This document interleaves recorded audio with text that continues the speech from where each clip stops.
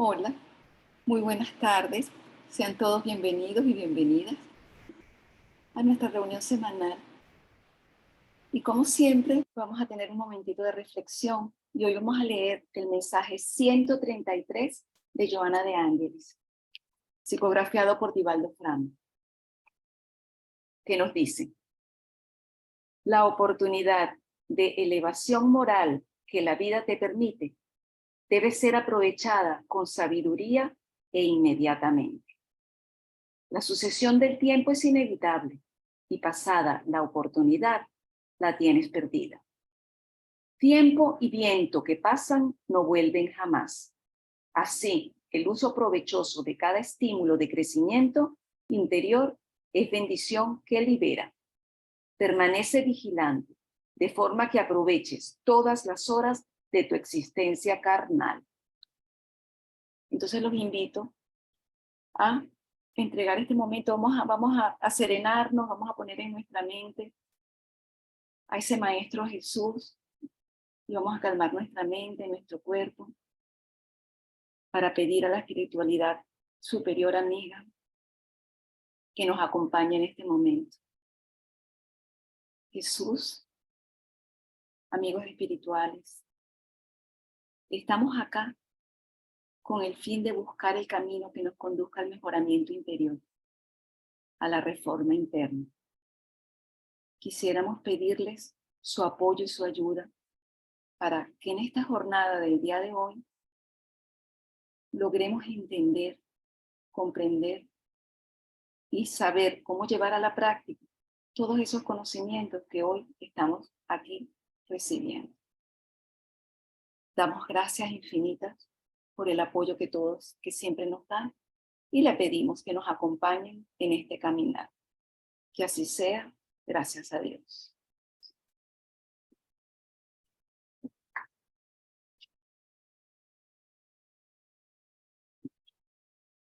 Buenas tardes a todos, a los que están conectados desde otros países. Buenas noches en Brasil. Buenas tardes a todos que están aquí presentes. Hoy vamos a más una de nuestras reflexiones del sábado y estamos en el mes de diciembre. Y es un mes muy especial en el calendario cristiano. Todos los años en esta época celebramos el nacimiento de aquel que es el gobernador de nuestro planeta Tierra, tal como nos reveló Emmanuel, que es el espíritu mentor del médium brasileño Chico Xavier. La charla de hoy no es sobre Jesús, pero para que podamos beneficiarnos mejor de una de las parábolas más conocidas de su evangelio, creo que es importante conocer un poco más a este hombre que dividió la historia en antes y después de él. Jesús es un espíritu de tal magnitud que cada momento de su vida nos sirve de lección. Y la primera lección se dio en su nacimiento.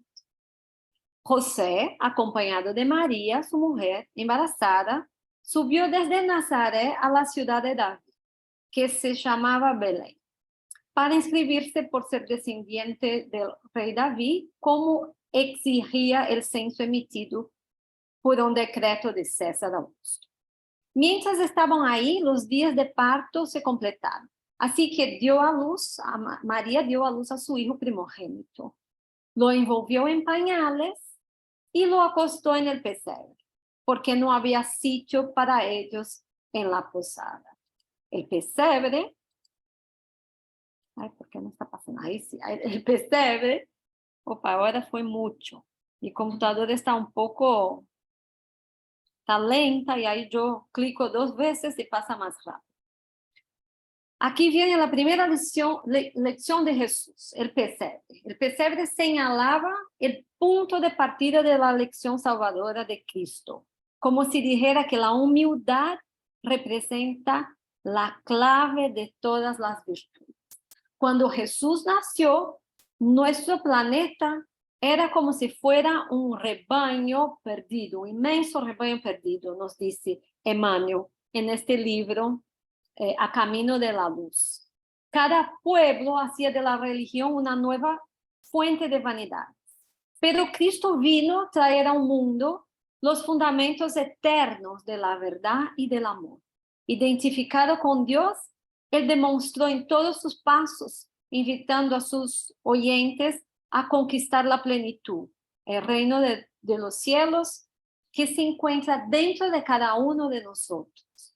El reino de los cielos, nosotros ya mencionamos en otras reflexiones, es el equilibrio que encontramos cuando entendemos las leyes divinas, cuando empezamos a comprender cómo funciona el universo y nosotros nos armonizamos con estas leyes. Y así vamos evolucionando hasta que llegamos en el entendimiento completo de las leyes. Y ahí entonces llegamos en el reino de los cielos. Entonces es algo que viene de adentro, ¿no? Que no es de afuera, pero de adentro.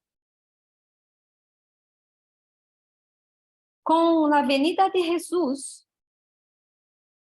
comenzaba entonces la era definitiva de la mayoría espiritual de la humanidad terrestre. ¿Qué significa eso? Jesús, con su divina ejemplificación, entregaría el código de la fraternidad y del amor a todos los corazones. No se sabía lo que era fraternidad en ese entonces. No se sabía lo que era el perdón y ni el amor al prójimo. Estaba ya en el Viejo Testamento, pero no se practicaba. Y Jesús sí lo puso en práctica. La palabra de Jesús era siempre suave y generosa. Él reunía a todos los desafortunados, a los que eran considerados como pecadores, entre comillas, en la sociedad de su tiempo.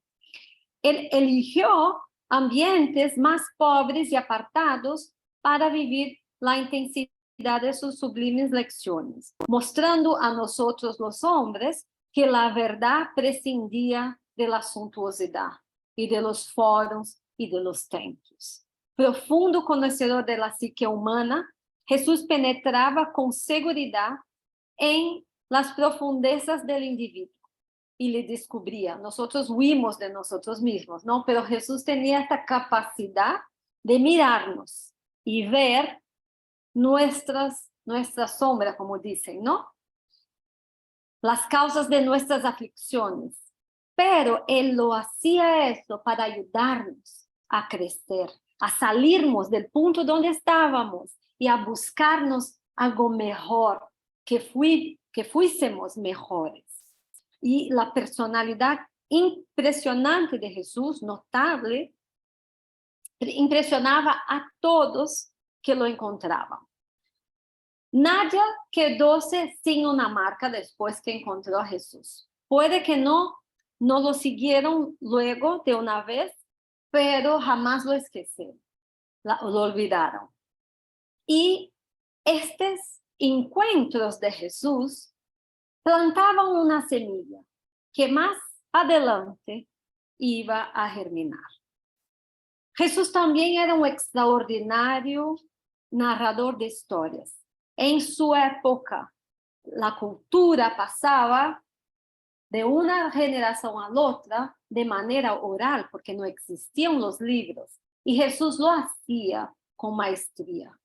Y es una de las artes hasta hoy, ¿no? Más difícil en el ámbito del discurso.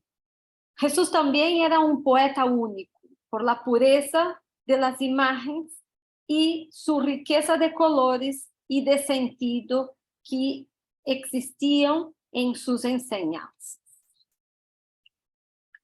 Su propuesta de comparar los valores materiales con los valores espirituales ofrecía excelente oportunidad para el despertar mental en relación con la vida y la consecuente experiencia de vivir en una atmósfera de íntima armonía, con una identificación entre las posibilidades y las circunstancias existenciales.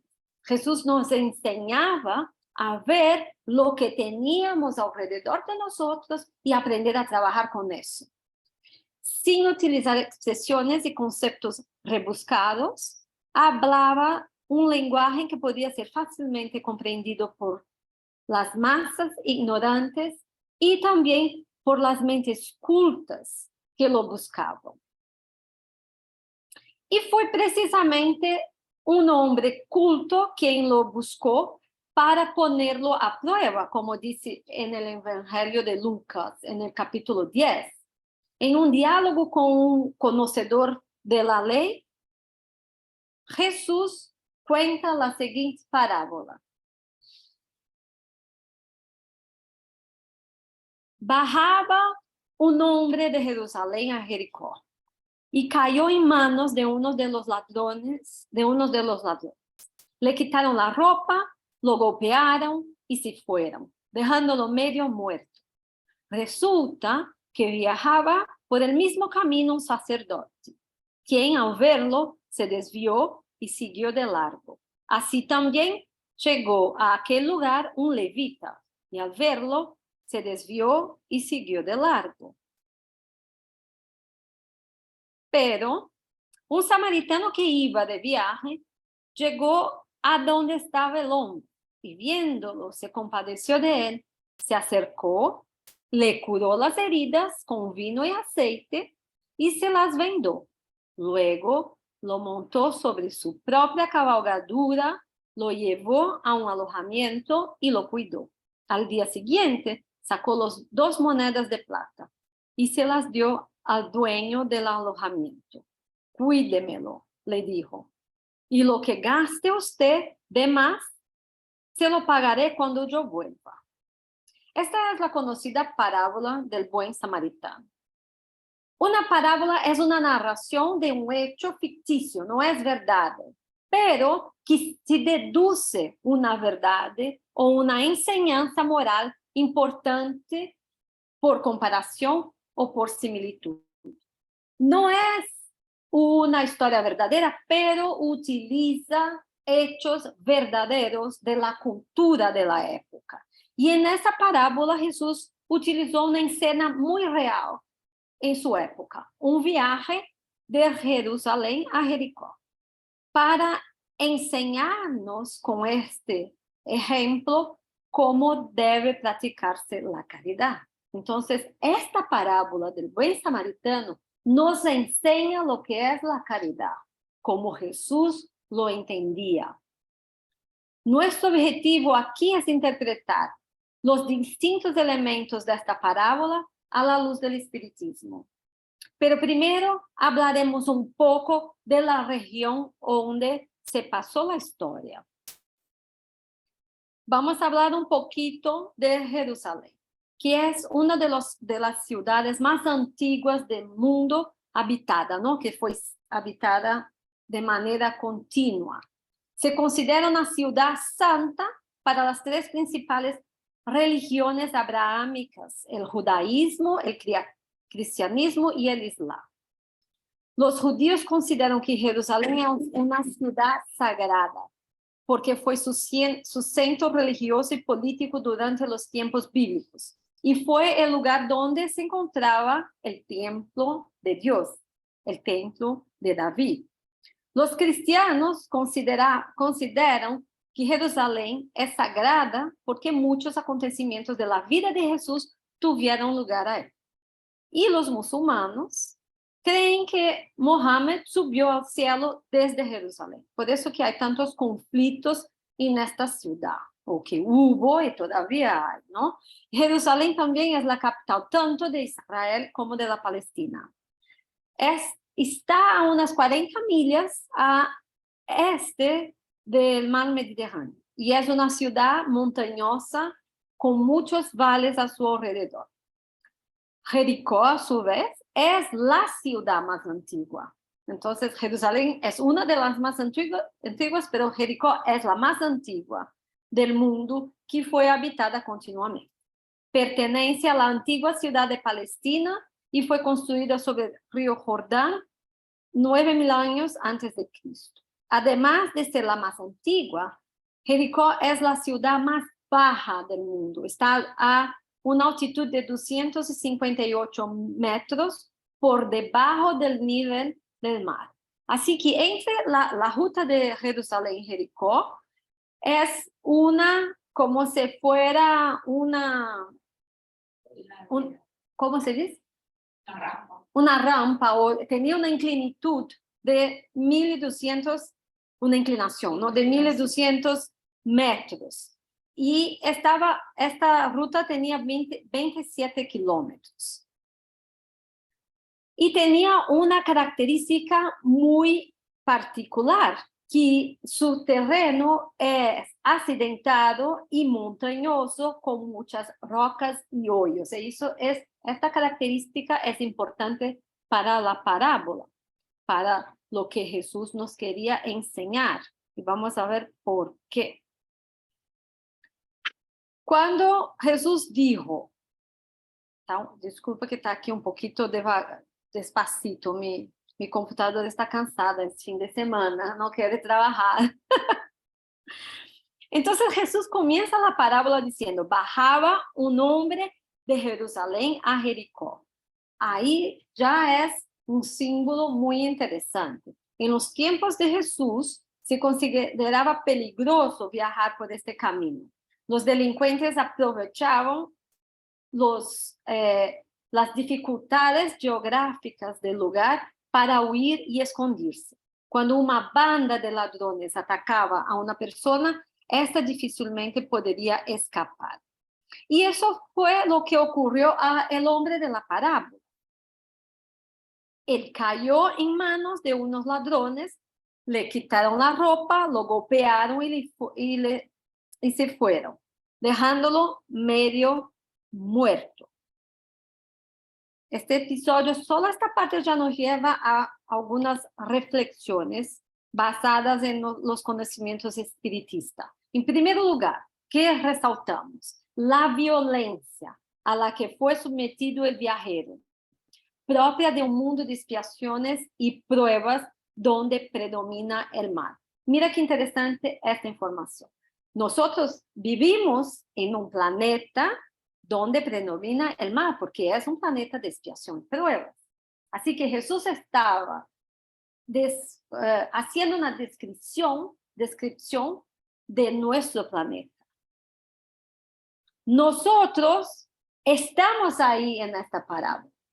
Estamos ahí en esta historia. Nuestro planeta es un planeta que ofrece la lucha para que nosotros podamos crecer moralmente y espiritualmente. Entonces, el mal que nosotros vemos aquí en nuestro planeta, de verdad, solo existe por el nivel evolutivo en que nosotros estamos.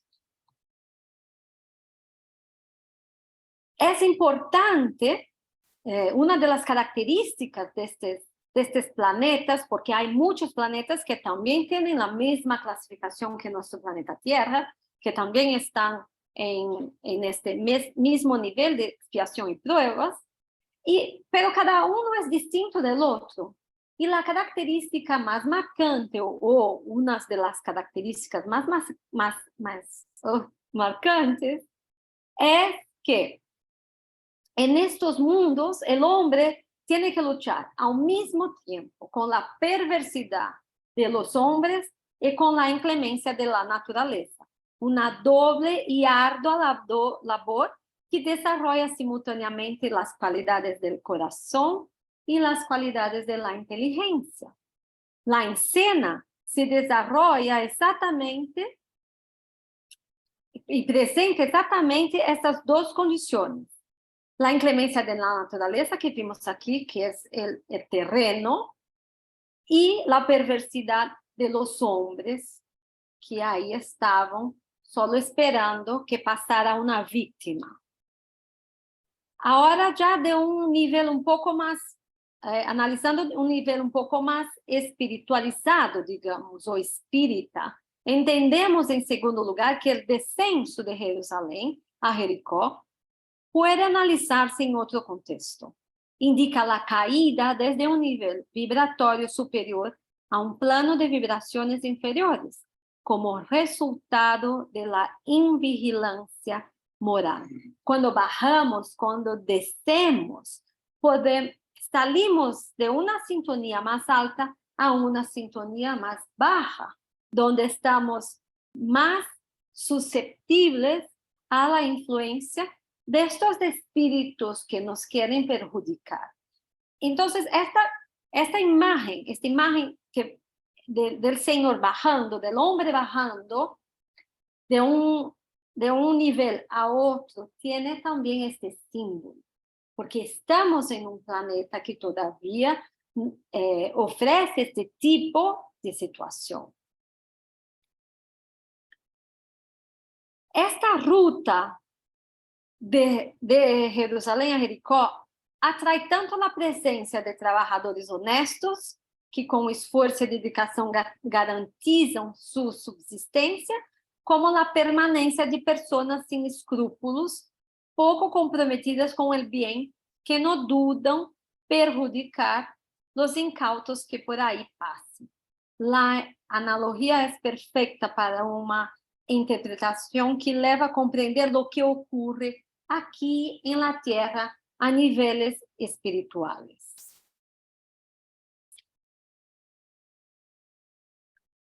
Otra vez vamos esperando que la computadora funcione. Ahí.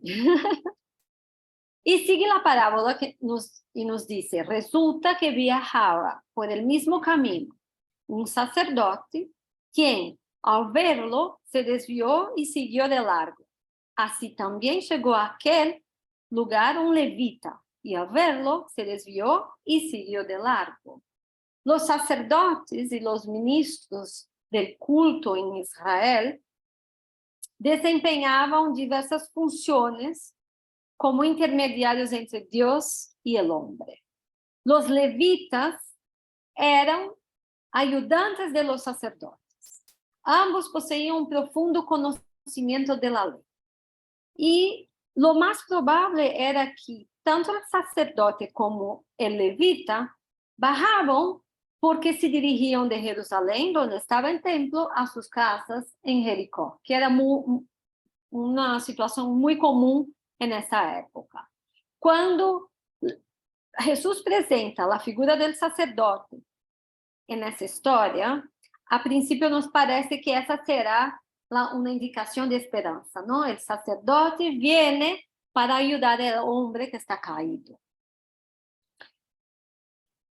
Porque él tenía el interés de Dios, conocía los intereses de Dios, entonces estaba casi que se esperaba, o si esperaba, no casi, pero si esperaba que él fuera a acudir al Señor. Pero no, pasa de lejos. Y no había ninguna justificación para este comportamiento. Cuando aparece el levita en la parábola, también era un señor culto que conocía las leyes de Dios, no demuestra ser mejor que el sacerdote, hace el mismo. Y esta expresión que Jesús utiliza, verlo, indica una observación superficial. Lo miró con algo de desinterés, sin ningún sentimiento involucrado, y siguió su camino. Ambos habían incumplido los requisitos imperativos y fundamentales de la ley de Dios, que ya estaba descrita en los profetas, en los libros que ellos estudiaban, en el Pentateuco y en los libros de los profetas, donde decía practicar la justicia, amar la bondad y caminar humildemente con tu Dios. También decía las instrucciones que él debería mostrar amor y misericordia a los necesitados. Esto era una orden de Dios que estaba escrita en los libros sagrados. A pesar de ellos poseer estos recursos, sus corazones permanecieron cerrados a la práctica de la solidaridad. el sacerdote y el levita, en esta parábola representan a los líderes religiosos que en lugar de ocuparse de los intereses de la colectividad, se ocupan de los intereses dogmáticos y del culto de sus iglesias. Entonces, sus conductas son representativas de cuando los valores de la iglesia tienen prioridad sobre las necesidades del ser humano. No son todos los líderes religiosos que se comportan de esta manera, pero se refiere a estos que se comportan de esta manera, que se portan de esta manera. Se trata también de una advertencia que va más allá de los valores de la iglesia, pero que también nos toca a todos, porque son los valores de la familia y de la sociedad en general. ¿Cuántas veces nosotros vimos familias que se rompen por adoptar diferentes creencias? Porque el hijo no hace lo que el padre quiere, o porque el padre no está de acuerdo con los pensamientos de los hijos, o la mamá, o los padres en general. Ahora tuvimos un ejemplo de este tipo en Brasil, con las elecciones, tuvimos un país dividido, incluso las familias. Las familias tomaron partido de los candidatos a la presidencia y rompieron sus lazos, porque uno estaba para un lado y otro para otro. ¿Pero por qué? ¿No? ¿Dónde están los valores verdaderos de la familia? Y eso pasa con amistades, no solo en el escenario de la política, pero en el escenario de la ideología en general, en el escenario de lo que sea, ¿no? Cuando dos personas no piensan de la misma manera, se vuelven un contra el otro. No saben ver la persona separada de sus ideales. Y es eso que Jesús nos quiere, nos trae aquí, para que sepamos respetar el otro y nos importarnos con el otro. Porque si yo veo un enemigo que necesita de ayuda, yo tengo que ayudarlo como ser humano. Ojalá que yo no tenga ningún enemigo, pero...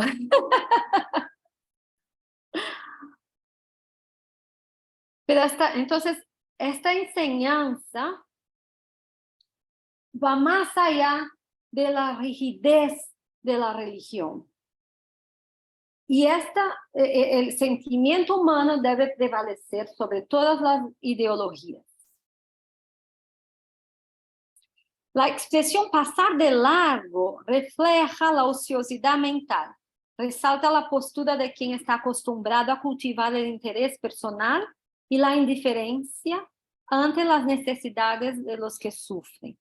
Tarde o temprano, esta actitud repercutirá en el interior del ser, generando procesos de culpabilidad.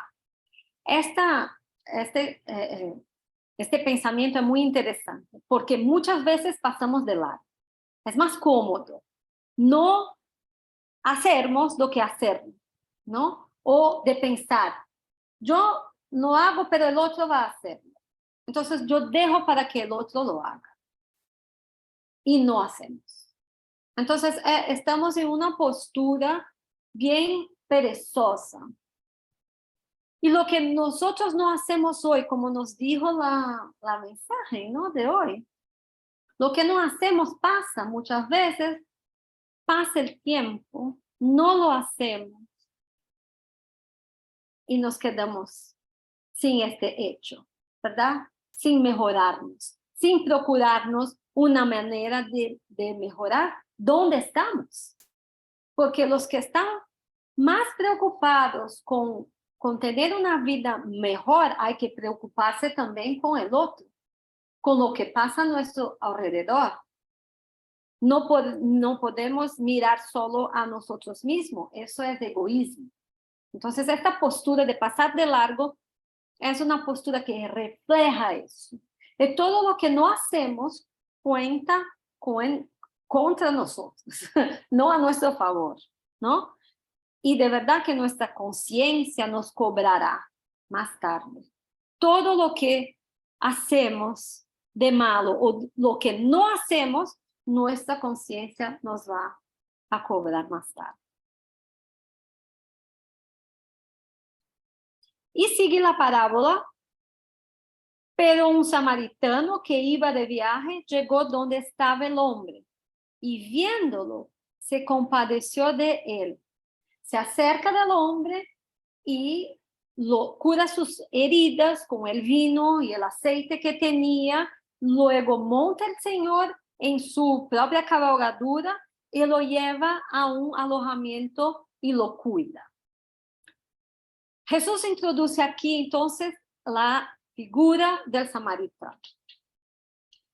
En esa época, la figura del samaritano no era la figura que iba a traer esperanza, pero desesperanza, porque los judíos y los samaritanos disputaban, estaban separados. Los samaritanos no aceptaban el culto de los judíos, el culto religioso de los judíos. Construyeron un templo para sí mismos y tenían diferencias. Entonces los judíos no los veían con buenos ojos, no creían que ellos no eran buenos porque no seguían la misma religión. Era lo que nosotros estábamos hablando. No seguían los mismos cultos que los judíos. Así que esta idea del samaritano llegando en la escena no traía esperanza. Traía una idea de que, bueno, ahora este hombre va a morir, ¿no? ya no tiene más suerte. Pero no fue lo que pasó. Y Jesús utiliza el samaritano en esta parábola porque representaba la minoría. El hecho de que los samaritanos representaban una minoría que interpretaba los libros básicos del judaísmo de forma diferente y que tuvieran prácticas religiosas que contradecían las directrices existentes en el templo de Salomón en Jerusalén, no implica que fueran malas personas. Por el contrario, las citas evangélicas y las de los hechos de los apóstoles indican que Jesús y sus apóstoles los consideraban buenas personas. Y por eso Jesús escoge la figura del samaritano para nos traer esta imagen de alguien que se piensa que no era bueno, pero hace algo bueno.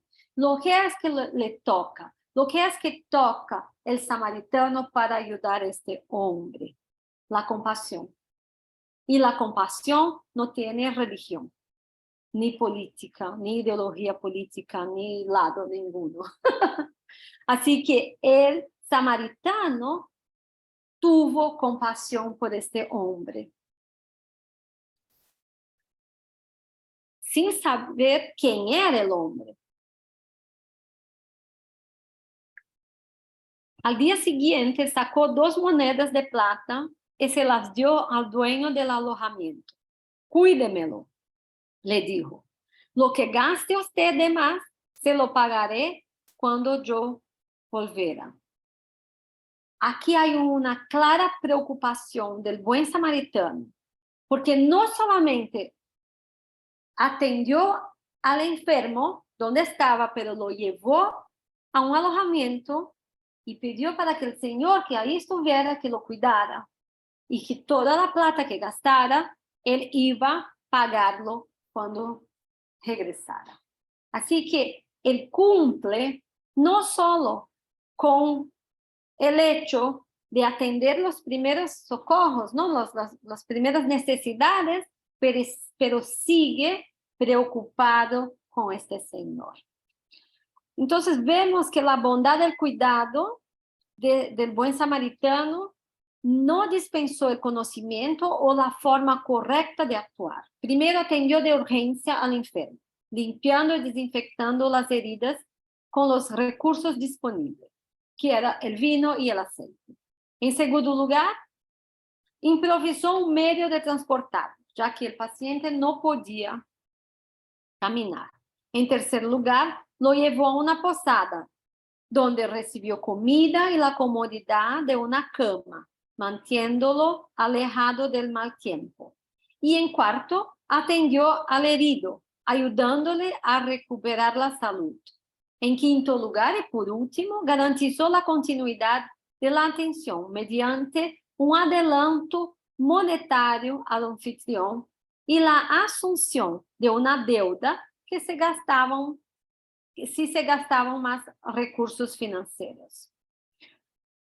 Todos los beneficios que el buen samaritano produjo al herido fueron gestos de bondad, provocados por esta compasión que le tocó el corazón. Nos enseña Jesús a través de esta parábola que la verdadera caridad no solo se practica cuando nos compadecemos de los que sufren, pero que solo nos practicamos cuando nos compadecemos de los que sufren. Y también entendemos por esta figura que es el señor del alojamiento, ¿no? Que estaba ahí trabajando, que tuvo también su lugar en la parábola. El papel de samaritano ya sabemos, que era el papel digno, un papel digno de ser imitado. El del hombre caído quizás aprendió con su propia caída, porque venía un poco distraído. Y el levita y el sacerdote todavía van a tener que evolucionar en sucesivas reencarnaciones porque todavía no aprendieron la lección. Y el anfitrión es alguien que presta o pone a disposición su servicio, aunque sea remunerado. Y aquí también tiene un mensaje, porque hasta cuando trabajamos y recibimos por lo que hacemos, hay que tener mérito, hay que ser hecho del corazón, porque las profesiones son de verdad una manera de evolucionarnos, ¿no? Es una manera de mejorarnos, mejorar la sociedad.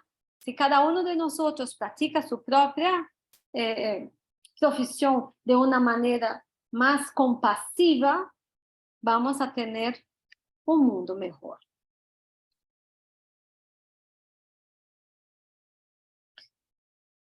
Y viene entonces la pregunta de Kardec, que nosotros ya vimos aquí en otras charlas. La pregunta 886. Kardec pregunta, ¿cuál es el verdadero sentido de la palabra caridad, tal como Jesús la entendía? Y la respuesta de los espíritus tras tres virtudes: la benevolencia, la indulgencia y el perdón. El BIP, que son tres virtudes. Jesús no dijo aquí que necesitamos de plata para ayudar al prójimo, que necesitamos estar en un nivel de la sociedad más alto. No, nos trajo las enseñanzas de que debemos cultivar en nuestro corazón estas virtudes. Porque cuando atendemos a alguien que necesita de ayuda, sí, necesitamos de la plata, porque vimos aquí que el Señor necesitó utilizar dinero para pagar por los cuidados, pero no hizo solo eso, se preocupó con la víctima. Entonces el hombre de bien busca la caridad, hacer la caridad, no solamente por el aporte financiero, que ayuda también, no es que nos vamos a ayudar a los necesitados, pero vamos a ir un poco más allá de esta ayuda. Y el hermano X, a través de la mediunidad de Chico Xavier, en el libro Lázaro Redivivo nos dice, por eso La caridad exige, sobre todo, comprensión. No basta con dar nuestras posesiones. Es necesario comprender su necesidad y apoyarlo con amor. Deshacerse de los afligidos, nos dice el hermano X. Ofreciéndoles cosas superficiales es deshacerse de los necesitados de forma elegante, con una absoluta falta de iluminación espiritual. La caridad es mucho más grande que la limosna. Y terminamos también con un pasaje de este mismo libro que nos dice: ser caritativo es ser profundamente humano. Y el que niega la comprensión al prójimo puede hacer grandes fortunas en el campo de la asistencia social, convirtiéndose en benefactor de los hambrientos. Pero tendrá que iniciar a la primera oportunidad el aprendizaje del amor cristiano para ser efectivamente útil. Ojalá que estas reflexiones tengan ahí tocado sus corazones. Tocó bastante el mío cuando yo estaba preparando, me hizo pensar bastante. Y ahora entonces llegamos al final de nuestra charla y lembramos que estamos una vez más en la época de Navidad, donde celebramos el nacimiento de Jesús y celebramos toda su enseñanza. Así que vamos a tener esta idea con nosotros para nuestra oración final. A los que están ahí conectados con nosotros, después de la oración final vamos a desconectar. Entonces porque aquí estaremos con la actividad del pase, ¿no? Entonces yo les invito a cerrar los ojos si así lo desean. Y a respirar hondo. Intentar que nuestro pensamiento esté concentrado en ese momento, para que podamos sentir la presencia de los espíritus benefactores que nos protegen a todos los momentos. Muchas veces estamos tan involucrados en nuestras tareas diarias que no nos damos cuenta que jamás estamos solos, que Jesús, nuestro Maestro, nos envía constantemente sus ministros, sus mensajeros, para que nos acudan, para que nos ayuden en lo que necesitamos. En diciembre, los cielos bajan, como nos dice Manuel. Los espíritus buenos vienen en mucho más número. Están nos acompañando en nuestro entorno. Que sepamos beneficiarnos de estas compañías que nos traen tantas bendiciones. Aprovechamos estos momentos para pedir por los que sufren en nuestro planeta Tierra. A los jóvenes, Señor, que se encuentran perturbados, que muchas veces no quieren más vivir porque no ven el objetivo de la vida. Que podamos llevar a sus corazones paz, y esperamos. Pensamos también en los que están en el cárcel, en aquellos que fueron abandonados por sus familias, los que viven en las calles, que reciban nuestros pensamientos de amor y de paz. Pedimos que el equipo espiritual que nos acompañe nos proteja también en nuestra actividad del pase y que cada uno aquí pueda recibir lo que necesita.